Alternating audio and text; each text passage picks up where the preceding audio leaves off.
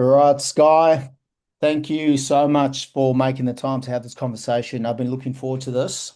So keen to jump straight in. Could you just Mhm. introduce yourself and tell everyone, yeah, who you are, what you do? Yeah, hey, my name is Skye. I am the founder of Unconventional Organization. I'm a former academic, and now I help service business owners whose brains mean that they scale about as much chaos in their business as anything else. I help them get focused, get organized, and yeah, improve their revenue in a way that works for their ADHD brain. Okay, so in a nutshell, so you work with business owners who hmm have ADHD, I right? work with business owners who struggle with ADHD symptoms. So a lot of my business Okay. owner clients don't have a formal diagnosis or don't want one, but they all struggle with the same symptoms. Yeah. Okay, cool. All right. So I want to talk a bit about that, but we spoke last week, and man, it was fascinating when we looked at. I think before I spoke to you, I wanted to know like how many people do have ADHD on the planet, and it's around anything from 2 to 4%. I think it was around about hmm that. Less than Yeah. 5% of the population. Obviously, there are more people or kids, especially, being diagnosed hmm nowadays, just because there's better methods for diagnosis. But I wanted to know, like, in your experience, what percentage of business owners do you reckon have ADHD or maybe just really high symptoms? I think you used the term subclinical and you said around 50%. And I was like, Yeah. wow, that's phenomenal.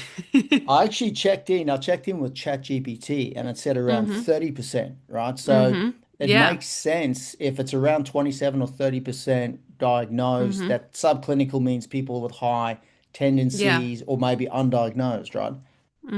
Yeah, it's a huge, huge thing. I think it's something we're only kind of starting to understand how much the entrepreneurial lifestyle fits people who think like this, who have brains like this, and also the concept that diagnosis is not, you get a diagnosis because it's affecting your life negatively. And so for a lot of people, that's Mm. something that they'll get. But for a lot of people, it's not necessarily that it's affecting your life negatively enough. It's more just in the background. It's how you think, it's the strengths and weaknesses that you have. Yeah, and I think it's important to emphasize that because I've personally had experience with ADHD at family members and also in business. Mm, But it's important for people to know that everyone has ADHD tendencies because I know it's people look at the list of the ADHD tendencies and then they go, oh yeah, I've experienced that. So everyone experiences it, but it's when it impacts your life hmm and it's usually sort of relationships or ability to function normally, right? Like there's certain Yeah. criteria they look at. I know there's in-depth questionnaires that they go through with family members that go all the way back to childhood and that sort of thing. And there's other ways they can diagnose as well.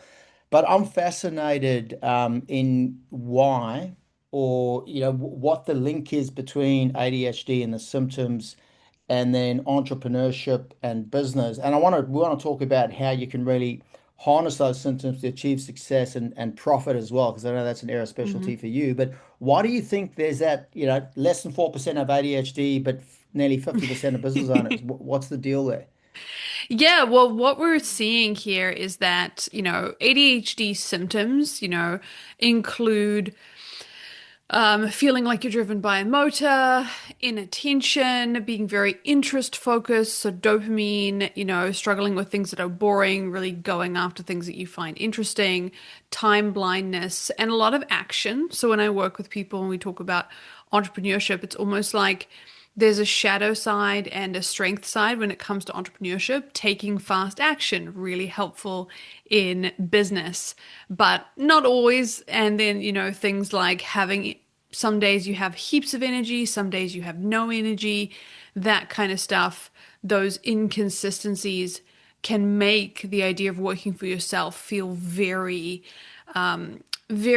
optimized for an ADHD brain in a way that clocking into a job from 9 to 5 and being told it doesn't really matter what you output, it more matters that you were there and you did things in the right order and et cetera, just doesn't feel like it's a fit for a lot of people.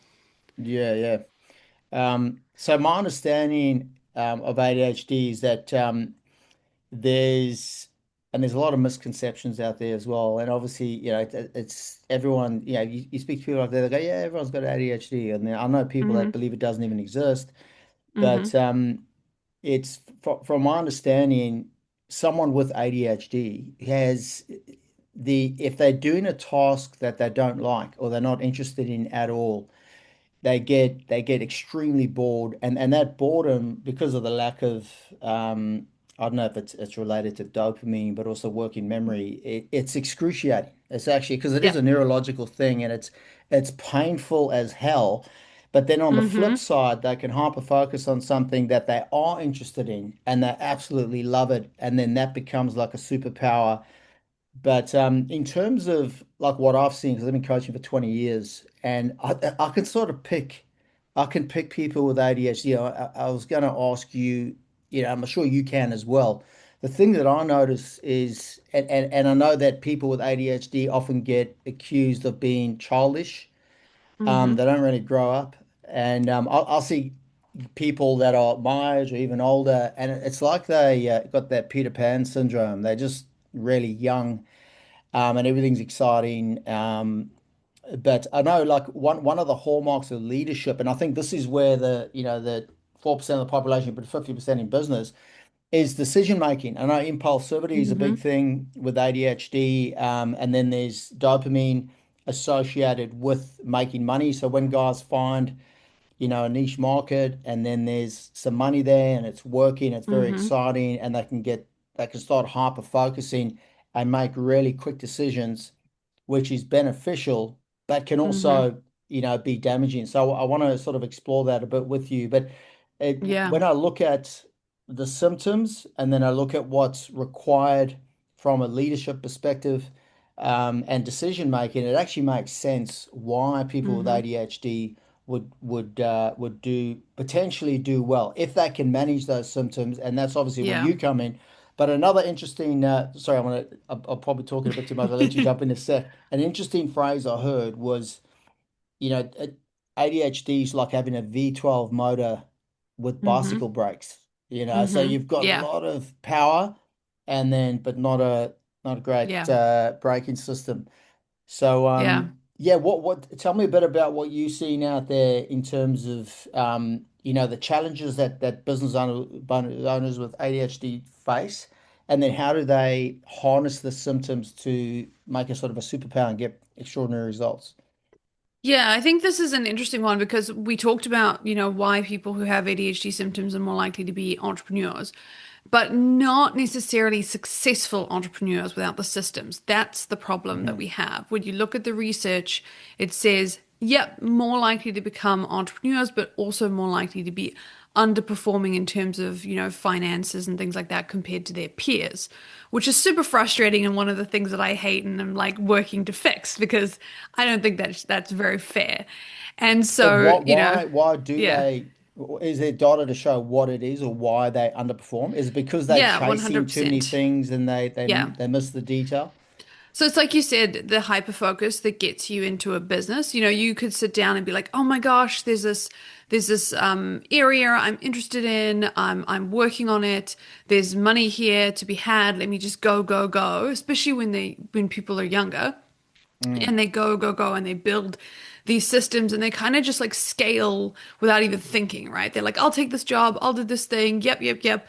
And So then like you on a end up, hamster wheel, they're just yeah, running. yeah. Yeah. And then suddenly, oh, this business is actually good. It's like making like 300K or, around about that point. Mm. When you having people come in and say, right, well, now you have to do your taxes.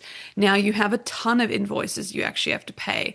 Now you have to hire guys and delegate to people. And all of these sort of like more admin tasks come into play at the next level of business growth. And for a lot of business owners who have ADHD symptoms, it's that next level of business growth that is not actually naturally as easily a fit for And ADHD. that's the Yeah. boring as batshit stuff, which then is painful, Yeah. which is so easy for them to just ignore, maybe sweep under the carpet until it Yeah. becomes a big issue and catches up with them, right? Exactly. And painful without the systems. And that's the thing. And like, so people just stick it out. They go, well, I can keep going. I can keep working. I don't need to delegate. I can, I'll just keep telling my partner and kids and stuff, it'll get better. It'll get better.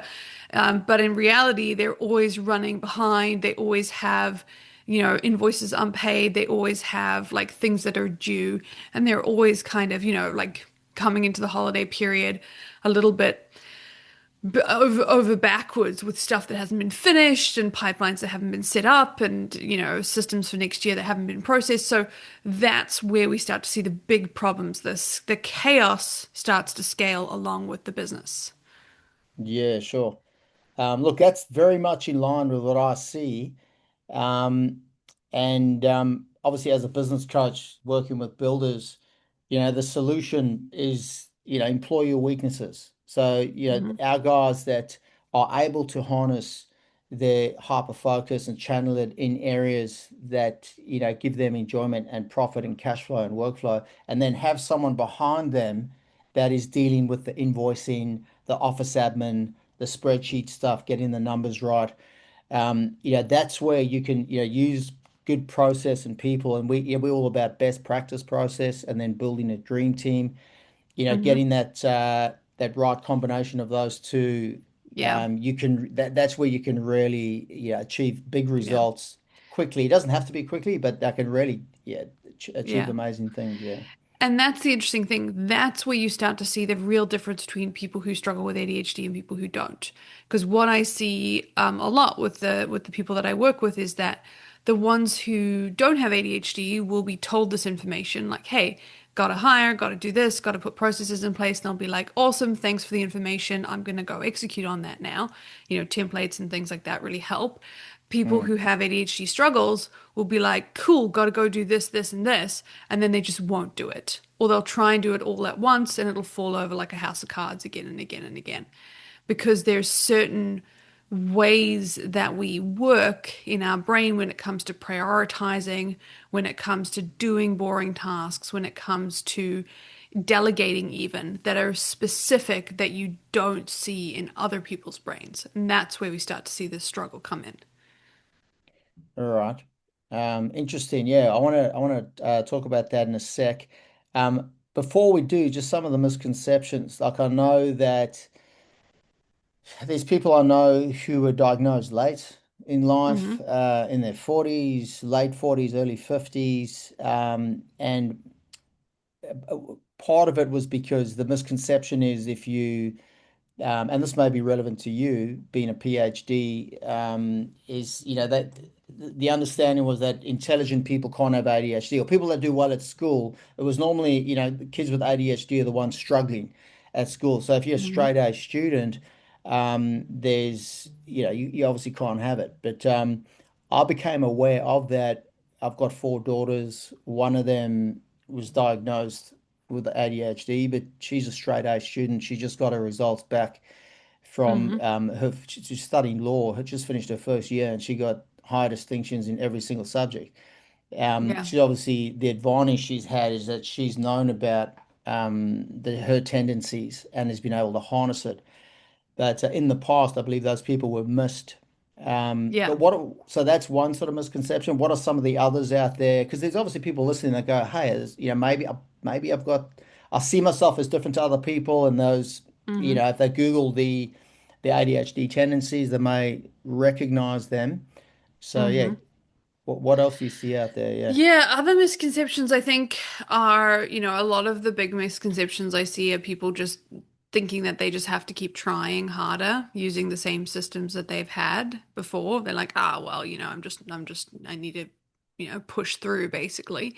And Mm. I tend to recommend if you've been pushing through for 30 years and it hasn't been working, you might want to try something else. Consider a different, yeah, Yeah. alternative. Yeah.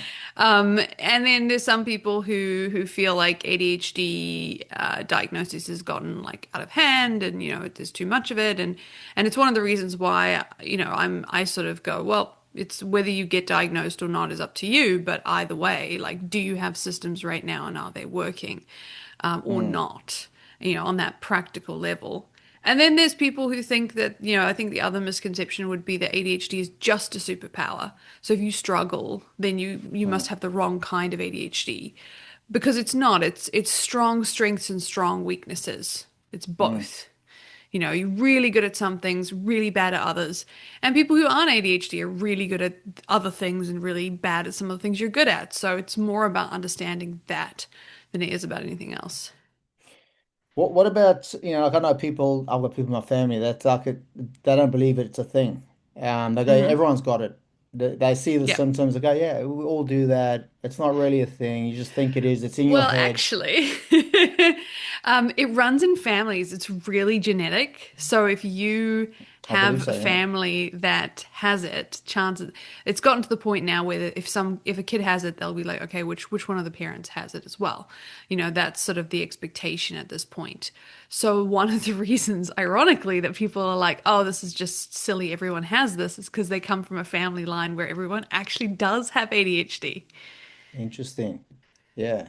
Okay. Yeah. And yeah, I suppose there's also a bit of stigma attached to it. Yeah, yeah, Going back 100%. to, where they go, well, people with ADHD obviously can't be very intelligent or successful and they would have done badly. Hmm. So it's got that negative stigma where some people wouldn't want to sort of be diagnosed or have that Yeah. ADHD tag associated with them for that reason. Hmm.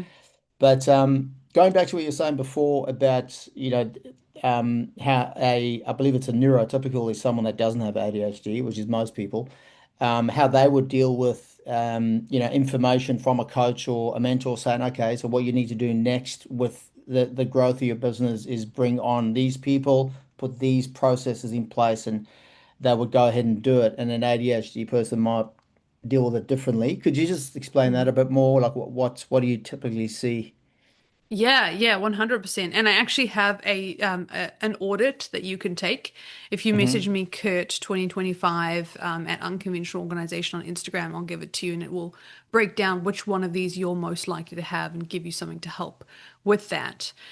Because there's a Okay, so couple of sorry, big, just could you say that again? So Kurt yeah, sure. 2025, and what's the Instagram handle? Unconventional Organization.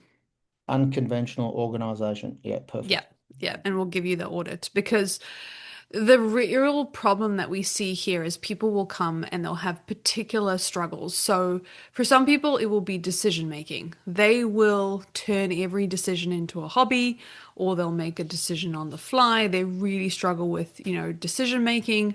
For some people, it will be prioritizing. So everything feels like it's on fire all the time. They start the day, fight fires, and then the end of the day comes and they haven't actually done the thing that they're supposed to do. And for some people, it'll be the focus. They just can't step into focus on boring tasks. And unfortunately, yes, we want to hire for your skills, but you still have to put the job ad out. Like there's Mm. still these fundamental pieces that are happening that aren't getting done. And so that's when you'll have guys who come again and again and again every week with a new reason that this week they just couldn't figure it out. And like life was crazy and you don't understand the job site, this and et cetera, et cetera. And so what one of the things that we do is we help people figure out what the block is and then help Mhm. them lock in and understand why they're struggling. So why they're not prioritizing, why they're not focusing, and then fix that so that they can actually do the next thing that's going to, help them And get is moving again. So it sounds like there's sticking points. Like you used that Hmm. example there where they know they need to employ someone, but placing the ad is a boring thing and they avoid that and then they'll Yeah.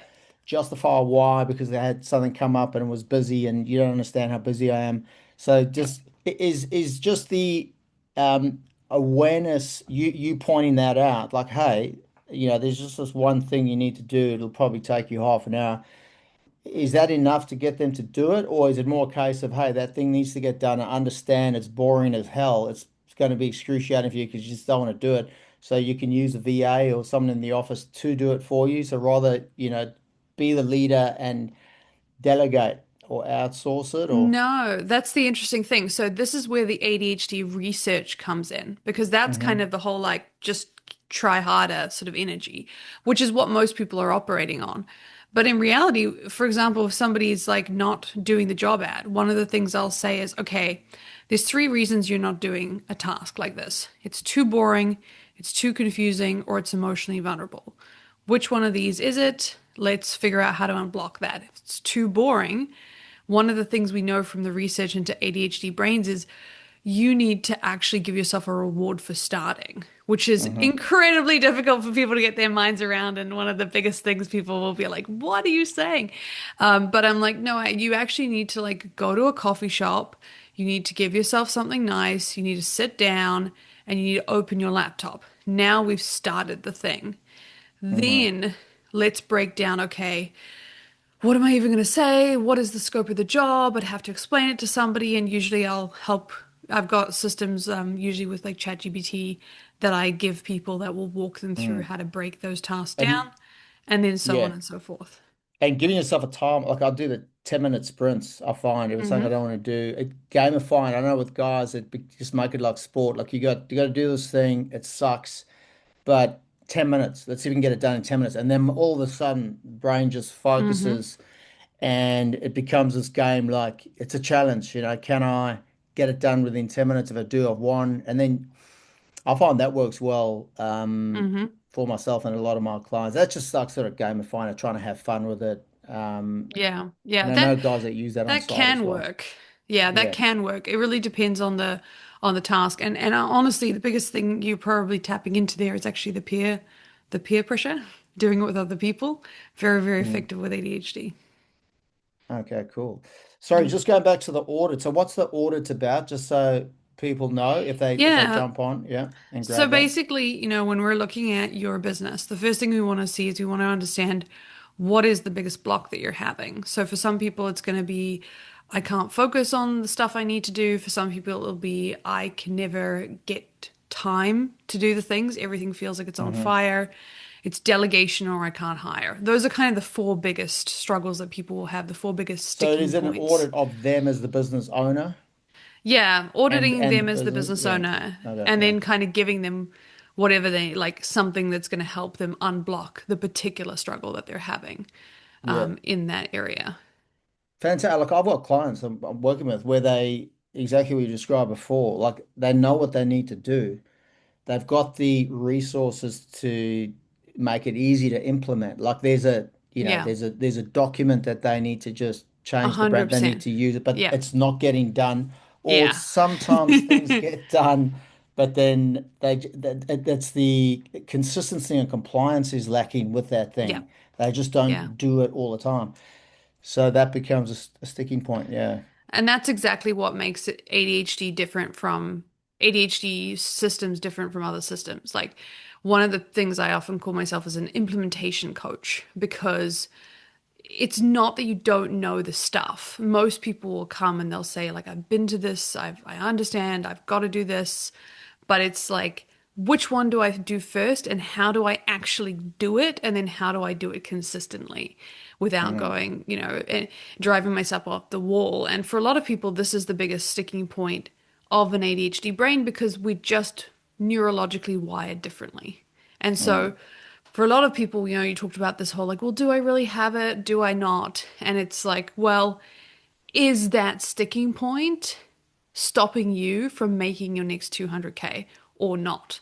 Because if it is, then you might want to consider that you might have this problem. Yeah. So no, this is this is great because it definitely it comes up with a percentage of my clients. I spend a lot of time studying peak performance, and we're all about optimizing process, best practice process, Awesome. and Yeah.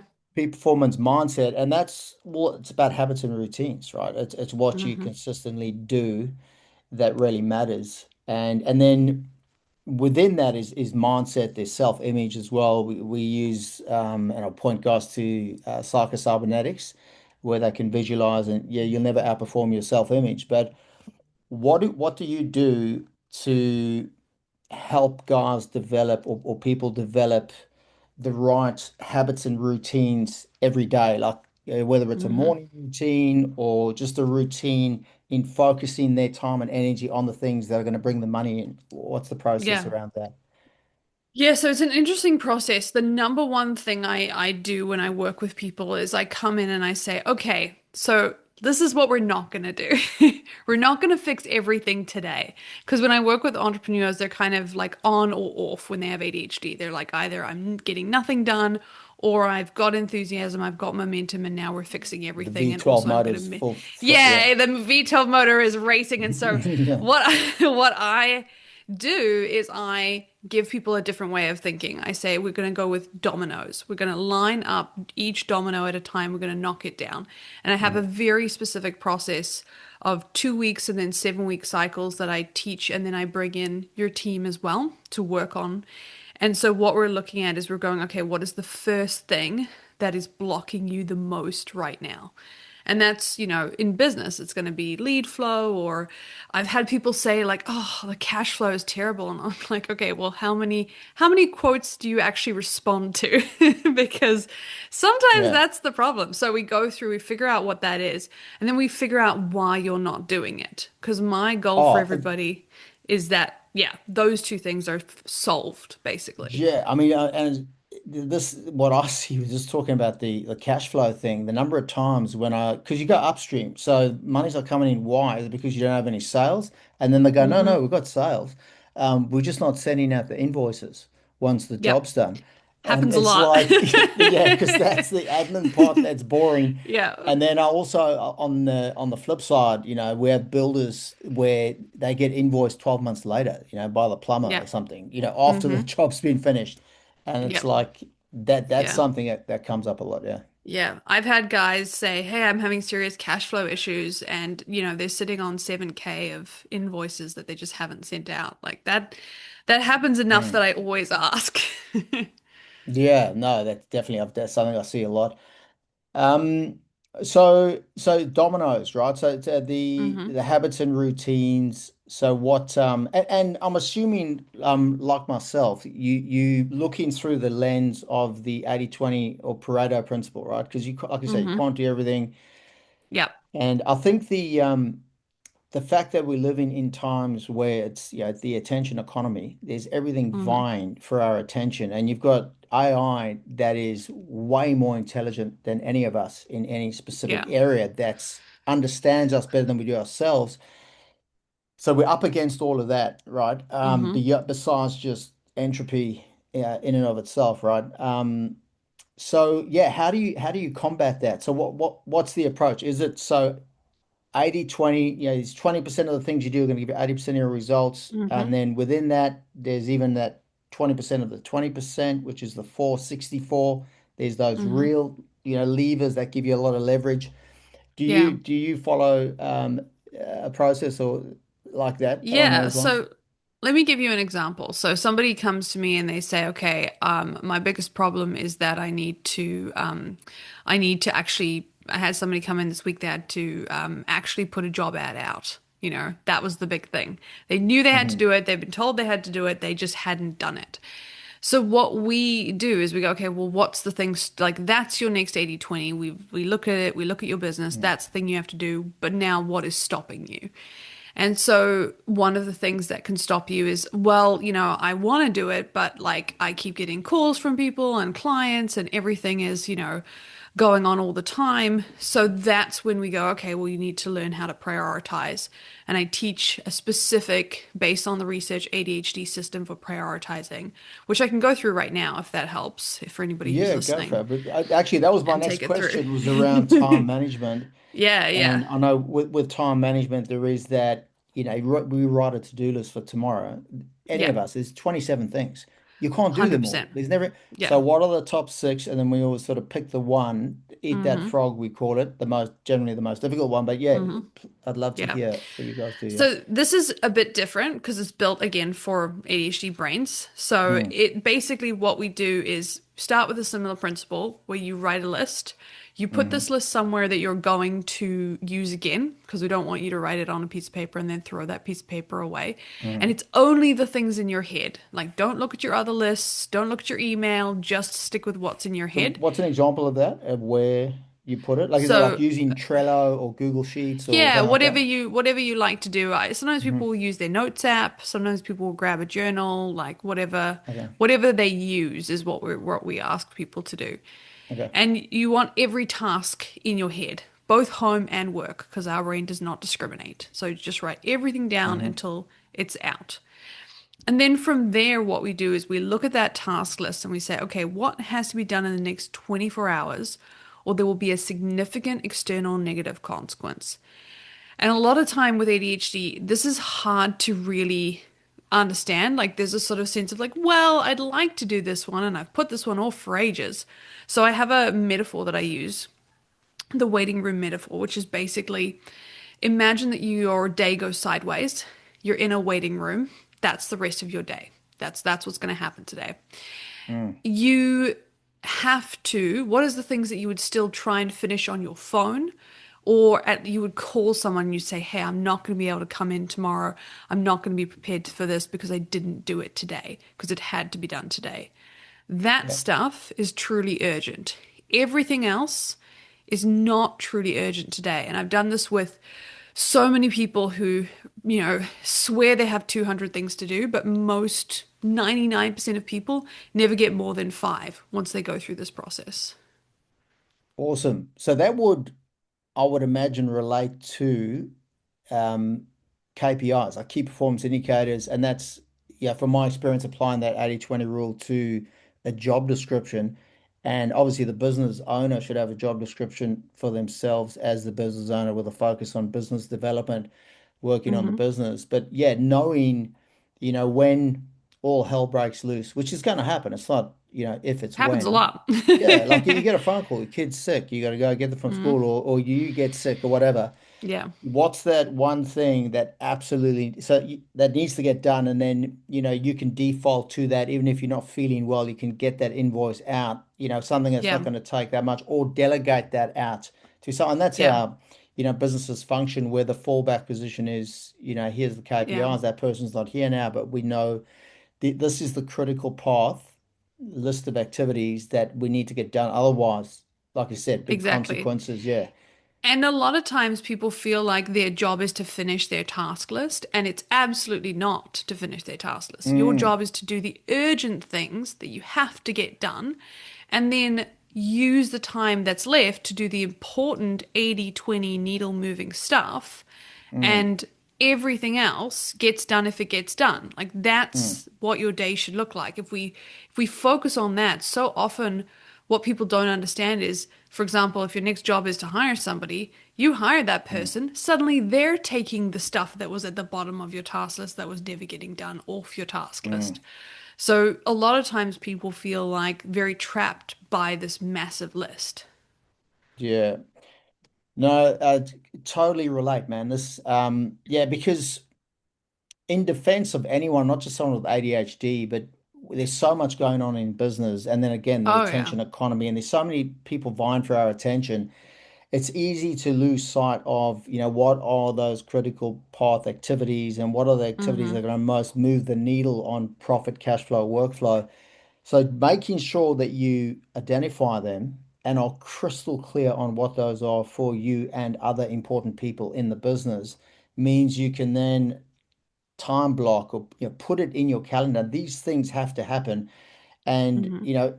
an example that we use, and I was talking to one of my clients just the other day, is you know to maintain a consistent um, workflow, basically, and profit and cash flow, there needs to be, a certain number of jobs coming through. If you think of a builder, they want to have maybe 10 starts a year, whatever it is, in a Yeah. particular niche area of specialty.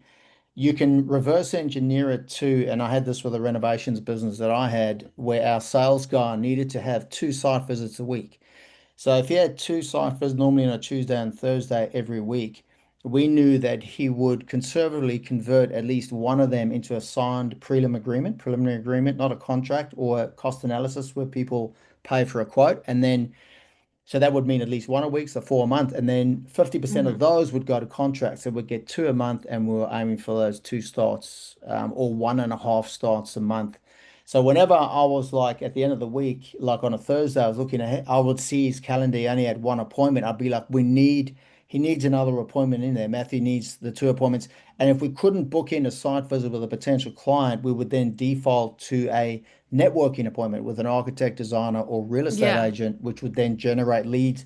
And that became the focus. And that's Hmm. it. Now, he just need forget everything else. He needs to have that. And obviously, he had other Yeah. things he needed to do. But if he was doing those, we knew that the conversion rates, profit cash flow would We're take gonna care of work. themselves. Yeah. Hmm. Yeah, and that's the thing. It's like figuring those things out and then building the engine. One of the things that I often tell my clients is that with ADHD symptoms, we're great divergent thinkers. So that means you can kind of, if somebody gives you an idea, you can say, well, that's a great idea, but have you thought about this? And have you thought about this? And have you added this? And Creativity. maybe we They're should do this. normally like It's very great, creative. Yeah. yeah, Yeah. but not very good convergent thinking. So not very good at bringing it all down and being like, okay, well, what actually has to happen right now, and how do we Mm, actually do that? And so a lot of what I teach is different methods for becoming better at convergent thinking as a hmm leader in a business. Because that's once you can do that, then it gets really fun. Then you can, use the creative problem solving, use the ability to think outside the box that made business so fun and interesting at the beginning, but still mm. have those systems in place that means that you're not stalling out because you don't know how to hire, you haven't created an SOP, you don't have processes and all those kinds of things. Yeah. Just on the divergent thinking and then the lots of ideas, I've Mm-hmm. heard people describe like an ADHD brain as, having, 17 screens open like on your computer. And Yep. it's always like that. Yeah.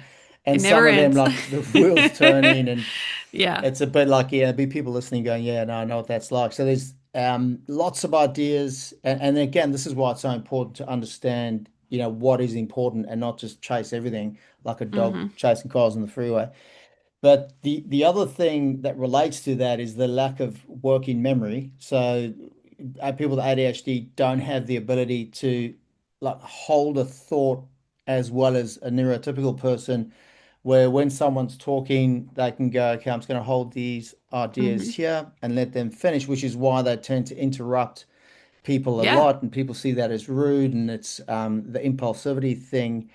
And I know with some people with ADHD, because of the lack of working memory, that they think out loud. You see it Mm-hmm. with kids as well with ADHD. They just whatever they see, they speak it out and becomes Mm-hmm. irritating, Mm-hmm. and very disruptive as well. So how does someone who gets value from thinking out loud to explore ideas do that without pissing people off, or because I know that can happen like in personal relationships, like people go, oh my God, like could you Mm-hmm. please, Yeah. instead of like exploring all the different restaurants out loud and taking Mm-hmm. 15 minutes to then decide we'll go to this one, why don't you think about it first, then come to me and go, hey, we should go have, Yeah. dinner Yeah. at that seafood place. Yeah. It can be really tricky, and I think this is one of the things I often, counsel business owners to do is do not become the guy who talks around the water cooler. Like number one, because a lot of times there'll be this idea of like, oh, well, I can totally talk to my team because they sort of have to be there, right? And I can say, well, we have this idea for the business, or I have this idea for the site, and then they'll get frustrated because they'll be like, why doesn't my team listen to me? And it's like, well, actually, you're saying so many things and you're having so many ideas It's that your confusing. team doesn't Yeah. know what is a thing they have to do and what is just an idea that you're having. So number Mm. one, that's like, do not do that if you can possibly help it. if you are somebody who communicates with that, I mean, doing coaching is really helpful. A lot of people say they appreciate the fact that I will take it all on board and then, do it. And coaches have that capacity. But if you don't Mm. have that, even something like talking to your AI can be really helpful. So if you Oh have a yeah. GPT, just Yeah. just turn it on, have a think, have a chat, and then Mm. ask it to make a list. Ask it to go, ask it to do your convergent thinking for you. It's not perfect by any means, we all know that, but it Mm. will sort of help you go, okay, well, based on everything you thought, this is kind of the three options that you have. So that would be my Mm. recommendation just as a start. And writing things down as well. I believe journaling, if you're Yeah, getting ideas out the head or if you're the kind of person who benefits from writing, though, chances are you're already doing it. Like most of the time when I'm working with mm. people, they're more the talking rather than writing people. But some people do really benefit from journaling. Well, yeah, I think the reason my take on that would be, writing's too slow and an ADHD brain is Yeah. just firing off at like Yeah. way faster. I mean, that's one way to pick them as well, is the brain is moving so much quicker Yeah. than words can, and Yeah. it's just and they often can't articulate their ideas because Mhm. words don't do it justice. Yeah. Yeah. So writing is a great like practice to do, Mm, but sometimes, at least a lot of times when I work with people, it ends up you write yourself into a tangle and you forget what you were even thinking about. And mm. so if that's you, no shame in it. Just talk to your GPT. It's totally fine. Yeah, GPTs, yeah, that's great. I've guys role playing, actually practicing hmm scripts for networking and then hmm using a GPT. But so with team, because obviously leadership is hmm crucial with any business success, and Yeah. a business will never outgrow its leadership. So if you've got an ADHD guy at the helm, so what are some of the challenges, the common challenges that you see business owners face when building teams? Obviously, spoke about them not placing the ad or whatever to employ Yeah. someone, but what else are you seeing and what can they do about it?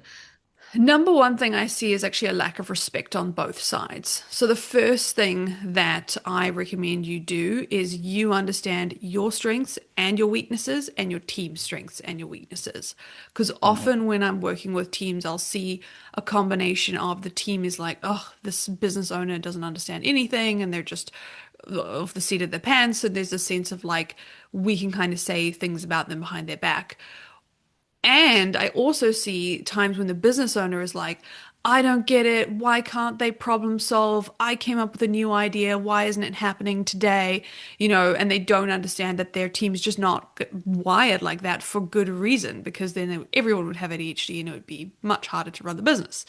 Mm, So the first thing that I want people to understand is what's going on, the strengths and weaknesses that people have, the fact that that's great. If you respect each other and you're like, you come up with creative ideas, I action them, you appreciate that I action them, that's awesome. That's a working relationship. And mhm. then we go into, okay, how do we build a cycle system that we can repeat that the whole team can get behind? And usually when I'm recommending and I teach people running on a 7-week cycle, working in public, working to metrics and having accountability, like those key pieces help everybody to stay engaged, including the business owner, in what the team is doing. Yeah, that makes perfect sense. So there's that concept of above all, know yourself. And hmm would it be fair to say then that getting a diagnosis, like if someone thinks that maybe they have ADHD, if they get a diagnosis, that'll give them more clarity and understanding of the condition, I suppose, and then how they can better interact with people and get the most out of their team as a Yeah, business yeah. owner I and mean, leader. Yeah. if you're wondering if you have ADHD and you have the ability to get diagnosed, then 100%, it's a great thing to do. Mm, It's also, if you don't have the ability to get diagnosed, but you're wondering if you have it, then try the systems and see if they work for you. I tend to not tell people what to do in this context because everyone's different. And for mm, some people, it takes a really long time. So the reason I say this is because ironically, getting an ADHD diagnosis is very difficult. So if you were to do it, it could take 6 to 9 months to actually get in the door. Really, that long? Are Hmm. they that busy? Yep. They're that busy. That's incredible. So I want a couple of more questions before we wrap up. I've heard this phrase or term ADHD monster. What is that? Is that just like someone, with the V12 motor without any brakes and then just like a bull in a china shop sort of thing? Is that what it's referring to? Or have you heard that I've term? never heard that term. No. You mean in Okay. referring to a person with ADHD?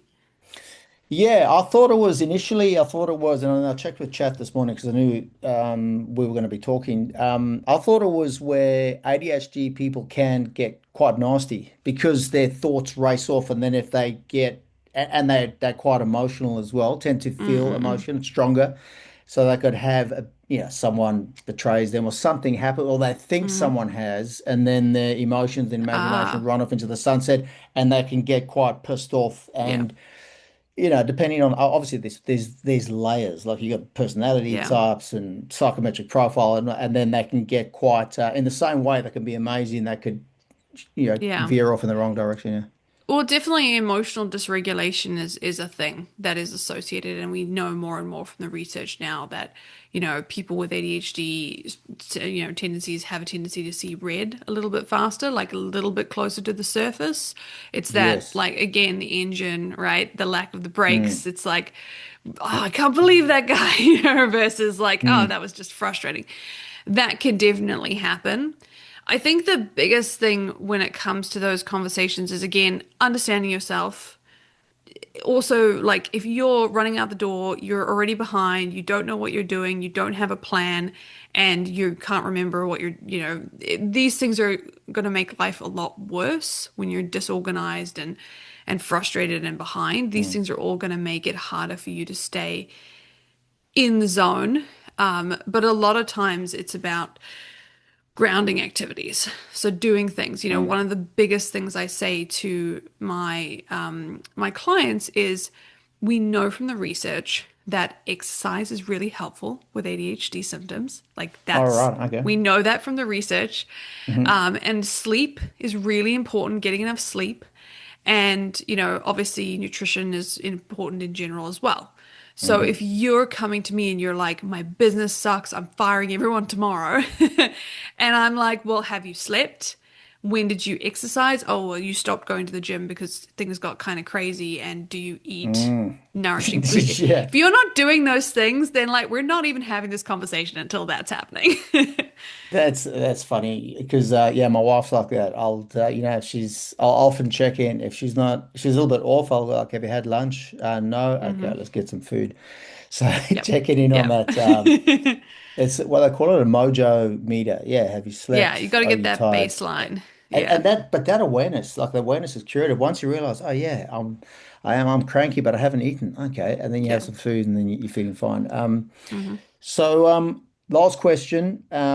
What are the benefits of having a coach with ADHD? So if working with a mentor or coach and they've got ADHD, are there any benefits for someone who's a neurotypical that's then working with Yeah. someone like that or not? Yeah. Well, I can only speak to working with an ADHD coach when you have ADHD yourself, because we don't work with Yeah. anyone who's neurotypical. But, Yeah. Or one of maybe the someone with benefits, tendencies, yeah, but they don't, yeah, yeah. yeah, or tendencies. The biggest is being understood. Like, number one is being understood, not having to explain yourself, not having to explain how your brain works, not having people look at you and go, "Oh, really? Huh, no one's ever done that before." And Mm, then the biggest one, the other next biggest one is just getting moving. It's so frustrating to constantly learn stuff and not actually be able to action it and stay mm. stuck and be told you have to try harder and fail at that. Being able to actually get moving and actually like execute on things you've put off sometimes for years is a big benefit. Yeah, so being understood can totally see the benefit there. But yeah, the working hard a bit and then not getting the results, or being told or feeling like there's something wrong. with you, Yeah. and then that impacts self-image, which It does. then is gonna have impact everything else. Hmm. But we're gonna have to leave it there. We run out of time. It's been fantastic talking to you, Scott. Thank you so much for your time. I really appreciate it. I could keep talking all day. It's a really interesting subject. Yeah. No worries. Thank you so much for having me. Awesome. Before we wrap up, how can people get best way to get hold of you if anyone wants to have a Yeah, chat? yeah. So, like I said, message Kurt 2025 at Unconventional Organization if you want the audit that can take you through to see what might be blocking you. I Mm, also have a podcast, the ADHD Skills Lab, that you can check out and listen to. And you can find us at Unconventional Organization pretty much everywhere. fantastic. Thanks again. No worries.